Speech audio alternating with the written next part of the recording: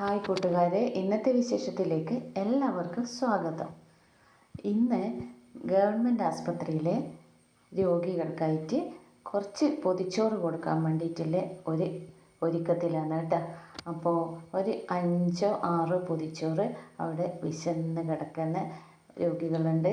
അപ്പോൾ വീട്ടിൽ നിന്നൊന്നും ഇങ്ങനെ ആര് കൊണ്ടു കൊടുക്കാനില്ലാത്തവരും അല്ലെങ്കിൽ വരാൻ സമയമില്ലാത്ത ജോലി തിരക്ക് കാരണം അവരുടെ അടുത്ത് എത്തിപ്പെടാൻ സമയമില്ലാത്ത ആൾക്കാരെല്ലാം ഉണ്ടാവില്ലേ, അവർക്ക് നമ്മളിങ്ങനെ കുറച്ച് പൊതിച്ചോറ് കൊടുക്കാമെന്ന് എൻ്റെ മനസ്സിലിങ്ങനെ തോന്നി.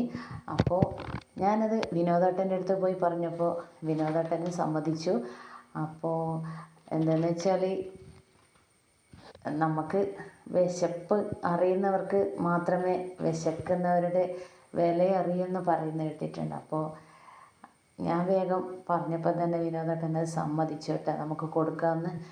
അപ്പോൾ അവരുടെ വയറ് നിറയുമ്പോൾ നമുക്കുണ്ടാകുന്ന സന്തോഷമില്ലേ, അതൊന്ന് വേറെ തന്നെയാണ്. അതിനായി നമുക്ക് ഈ വലിയ പൈസ ചിലവൊന്നും വേണ്ട. ശരിക്കും പറഞ്ഞാൽ നമുക്കൊരു 10 പൊതിച്ചോറുണ്ടാക്കണമെങ്കിൽ തന്നെ വീട്ടിൽ നമ്മൾ അരിയിടുന്നതിന് കുറച്ചധികമായിട്ട് ഒരു 3-4 ഗ്ലാസ് അരി ഇട്ടാൽ മതി. എന്നാൽ തന്നെ നമുക്ക് സുഖമായിട്ട് കൊടുക്കാം. അതുപോലെ തന്നെ കറി വെക്കുമ്പോൾ കുറച്ച് എല്ലാം കുറേശ്ശെ ചേർത്താൽ മതി. നമ്മളിപ്പോൾ സാമ്പാർ ഉണ്ടാക്കുമ്പോൾ 2-3 ദിവസം വെക്കും, അല്ലെങ്കിൽ ബാക്കി എന്തായാലും സാമ്പാറൊക്കെ ഇല്ലാണ്ടിരിക്കില്ലല്ലോ ഓരോ വീട്ടിലും.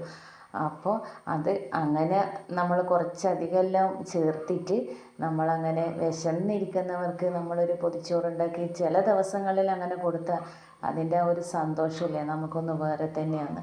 അപ്പോൾ സാമ്പാർ ഉണ്ടാക്കാൻ വേണ്ടിയിട്ട് ഞാൻ വറുത്തരച്ചു.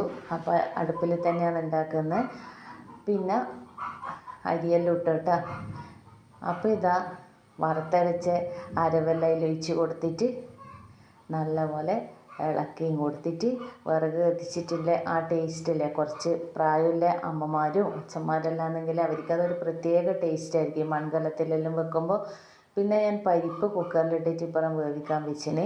അവർക്ക് 12 മണിയാകുമ്പോൾ എത്തിച്ചു കൊടുക്കണമെന്ന് നമ്മൾ ചോദിച്ചപ്പോൾ പറഞ്ഞിട്ടുണ്ടായിന്.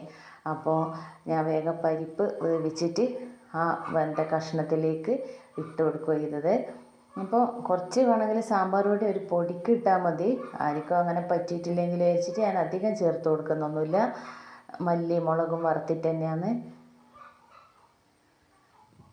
പിന്നെ അതിലേക്ക് ഉപ്പ് ആവശ്യത്തിന് നമുക്ക് ചേർത്ത് കൊടുക്കാം.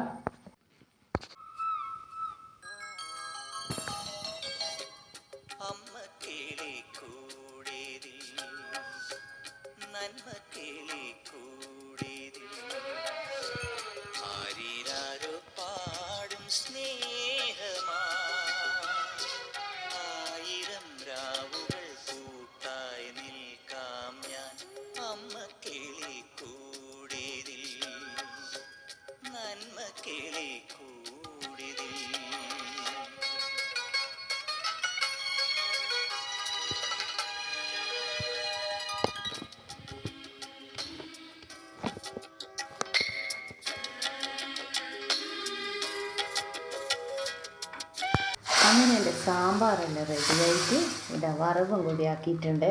നല്ല ചൂട് സാമ്പാർ അടിപൊളിയായിട്ടുള്ളതാണ്. അപ്പോൾ ഇതിലേക്ക് വറവെല്ലാം ഇട്ടിട്ട് അത് അടച്ചു വെക്കാം.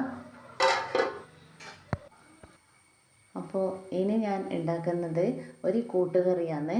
കടല ഇന്നലെ തന്നെ പുതിർത്തിട്ടുണ്ടായിന്. അതിലേക്ക് കുറച്ച് കായും പച്ചക്കായും പിന്നെ ഒരു ചെറിയ കഷ്ണം ചേന കൊണ്ടുവന്നിട്ടുണ്ടായിന്, അതും കൂടി മുറിച്ചിട്ടിട്ട് പിന്നെ തേങ്ങയും ജീരകവും ഒരു ചുവന്നുള്ളിലും കൂടി അരവും കൂടെ ചേർത്തിട്ട് അങ്ങനെ കൂട്ടുകറി ഉണ്ടാക്കാൻ വേണ്ടിയിട്ടാണ്.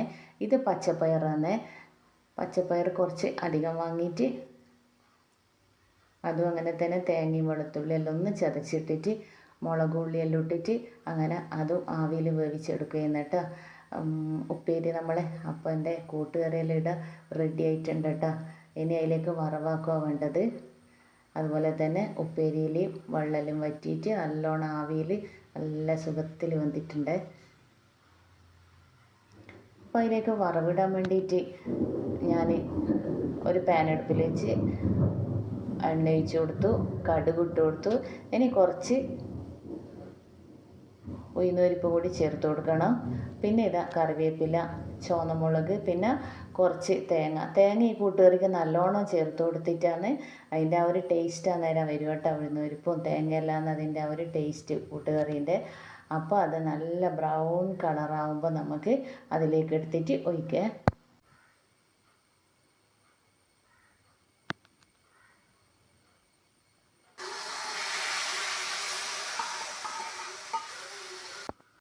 പിന്നെ ഒരു ചമ്മന്തിയും കൂടി ആയിക്കോട്ടെ എന്ന് വിചാരിച്ചിട്ട് വിനോദേട്ടൻ പറഞ്ഞു ഒരു ചമ്മന്തിയും കൂടി വെച്ചോന്ന്. അപ്പോൾ ചുവന്ന മുളകെല്ലാം വാട്ടിയെടുത്ത് അതിലേക്ക് കുഞ്ഞുള്ളിയും കൂടി ചേർത്ത് കൊടുത്തിട്ട് ഒരു നെല്ലിക്ക വലുപ്പത്തിൽ പുളിയും കൂടി നമുക്ക് ഇട്ട് കൊടുക്കണം. അങ്ങനെ ഇത് എല്ലാം കൂടി ഇളക്കി കൊടുത്ത് നമുക്ക് അതിലിടേണ്ട ആവശ്യത്തിനുള്ള തേങ്ങയും കൂടി ചേർത്ത് കൊടുത്തിട്ട് നമ്മൾ അരച്ചെടുത്തിട്ടുണ്ട്. നല്ല അടിപൊളിയായിട്ട് അരച്ചെടുത്തിട്ടുണ്ട്. ഇതാ കണ്ട നല്ല ബോൾ പോലെ ആയിട്ടുണ്ട് കേട്ടോ. അതിന് ശേഷം ഇലയെല്ലാം വാട്ടിയെടുക്കലാന്നേ. അപ്പോൾ ഇലയെല്ലാം വിനോദേട്ടൻ മുറിച്ച് കൊണ്ട് തന്നിട്ടുണ്ട്. അപ്പോൾ ഞാനതിൽ കഴുകിയെടുത്ത് ഇനി ഓരോന്നായിട്ട് വാട്ടിയെടുക്കട്ടെ. അടുപ്പിൽ തീയുണ്ട്, പക്ഷേങ്കിൽ അത് ചെറുതായി ഒന്ന് അതിൻ്റെ ആ ഒരു കനലെല്ലാം പോയിട്ടുണ്ട്. അതുകൊണ്ടാട്ടോ ഗ്യാസിൽ വാട്ടിയെടുക്കുന്നത്.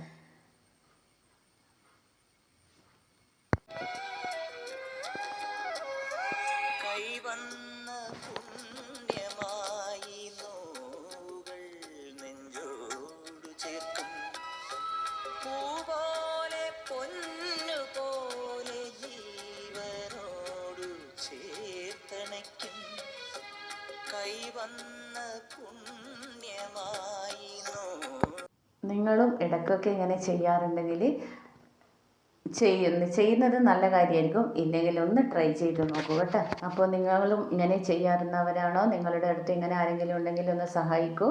അപ്പോൾ ബൈ.